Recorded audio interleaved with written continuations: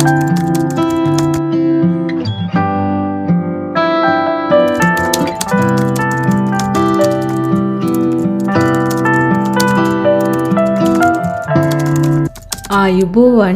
අද මම ඔයාලට පෙන්වන්න යන්නේ මගේ ගෙවත්තේ වගාවන් සහ අස්වැන්න නෙලීම නෙලා ගන්න අස්වැන්නෙන් රසවත් සලාදයක් හදාගන්න විදියත් පෙන්නනවා. මේකේ තියෙන විශේෂත්වය තමයි යුරෝපා රටක ජීවත් වෙන නිසා වෙදර් චේන්ජ් එකත් එක්ක එළියේ වගා කටයුතු කරන එක ලොකු අභියෝගයක්. එහෙනම් අපි ගිහින් බලමු මගේ වගාවන් කොහොමද කියලා. ඔයා මගේ මේ වීඩියෝ එකට කැමති නම් මගේ channel එක subscribe කරන්න, like කරන්න, comment කරන්න, share කරන්න. මේ තියෙන අපේ backyard එක.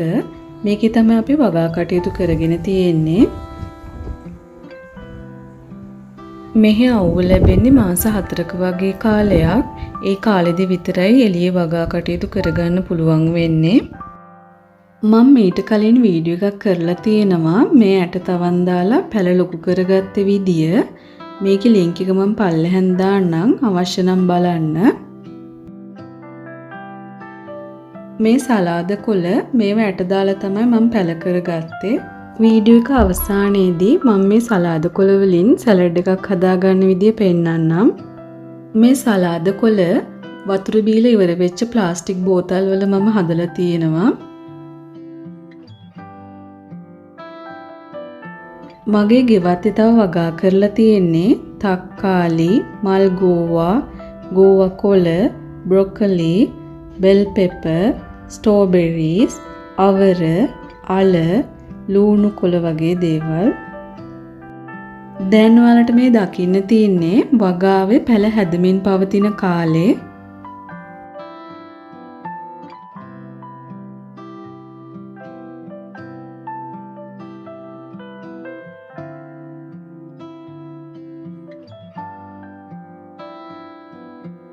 මේ වගාවට රසායනික පොර දාලා නැහැ. කම්පෝස්ට් පස් පැකට් අපි කඩෙන් අරගෙන තමයි දැම්මේ.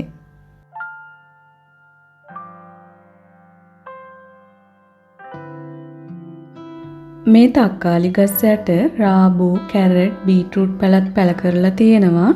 නමුත් ඒවා ගොඩක් සරුවට හැදුනේ නැහැ. පොඩි අල තමයි ආවේ. මේ තක්කාලි වගාව තක්කාලි පැල හදාගත්තෙත් අපි ඇට තවන් දාලා තක්කාලි නම් ගොඩක් සරුවට හැදුනා.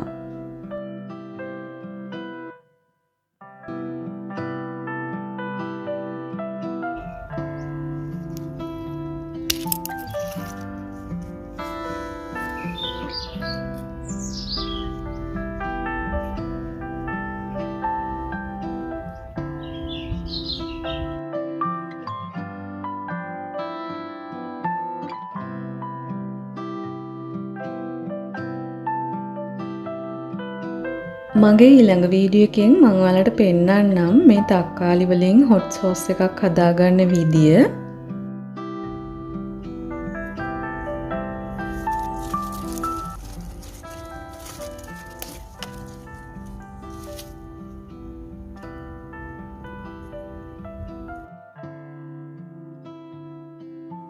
මේ තියෙන අවරත් හොඳට හැදුනා. අපි කීප වතාවක්ම කෑමට ගත්තා. අවර කියන්නේ ඊටාම ගුණ එළවලුවක්. මේ අවර වලින් මැල්ලුමක් හදන වීඩියෝ එකක් මම කලින් කරලා තියෙනවා. ඔයාලට කැමති නම් බලන්න පුළුවන්.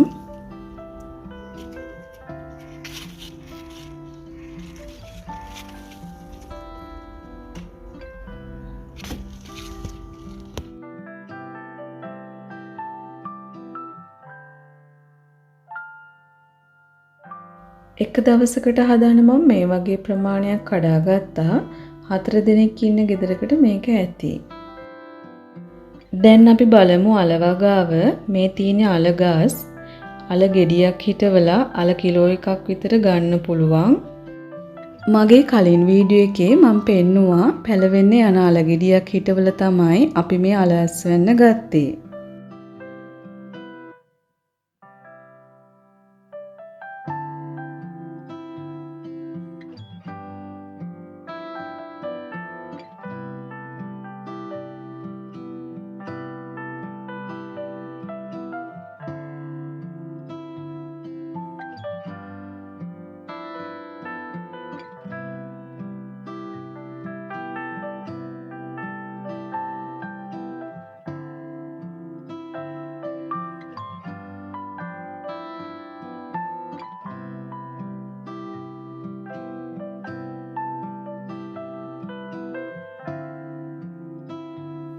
ඇත්තටම මේ වගේ පොඩි වගාවක් කරන එක අපේ මනසටත් හොඳයි, ගෙදර ආර්ථිකයටත් හොඳයි.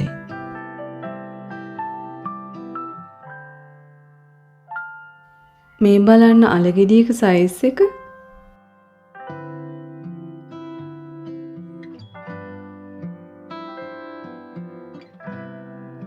මේ මල් ගෝව කොළ, දම්පාට ගෝව කොළේම මම මැල්ලුමටත් ගත්තා. මේ එක දවසක කඩාගත්ත ගෝව කොළ සහ ලුණු කොළ.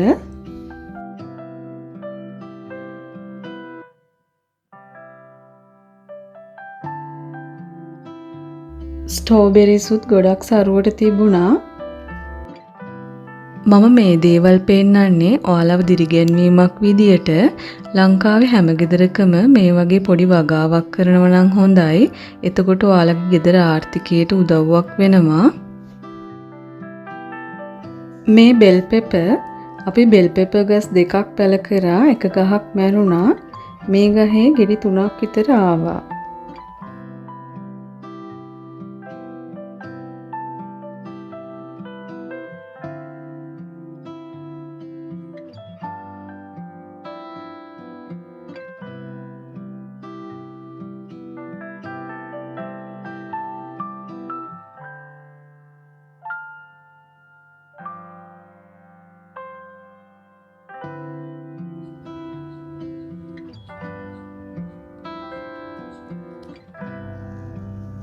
මේ මල්ගෝවා ගොඩක් සරුවට හැදුනේ නැහැ. පොඩි ගෙඩි තමයි ආවේ.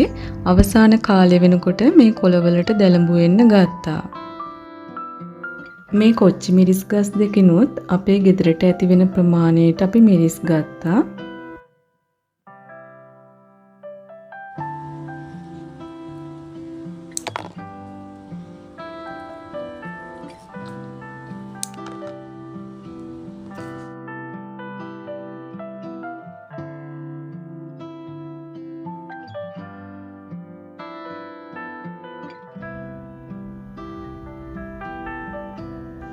ඇපල් ගහකුත් හිටවලා තියෙනවා.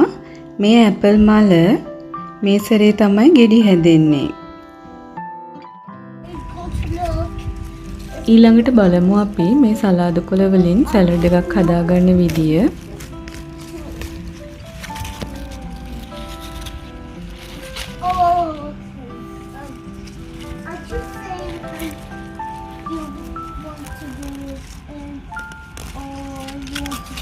Or not do it.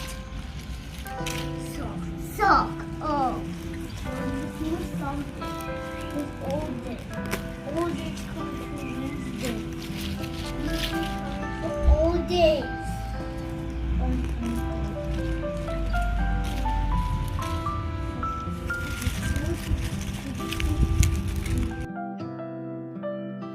දැන් මේ සලාද කොළ ටික හොඳට සෝදගෙන තියෙන්නේ.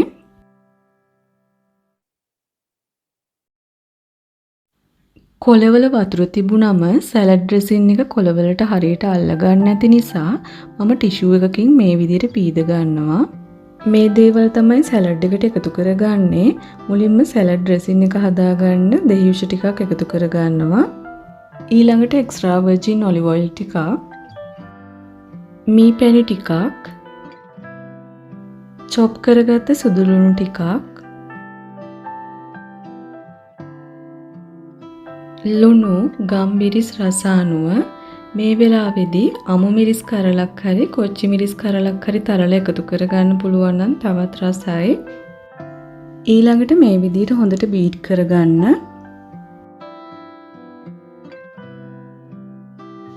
දැන් මම සලාද කොළ ටික දාගන්නවා. බී ලුණු, බෙල් පෙපර්, සැලඩ් කියුකම්බර්, තක්කාලි.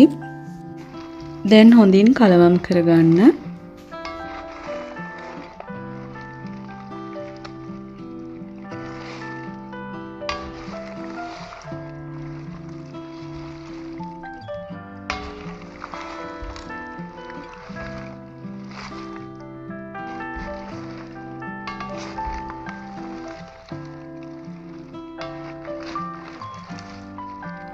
බ්ලූබෙරිස් ටිකක් දාගන්නවා.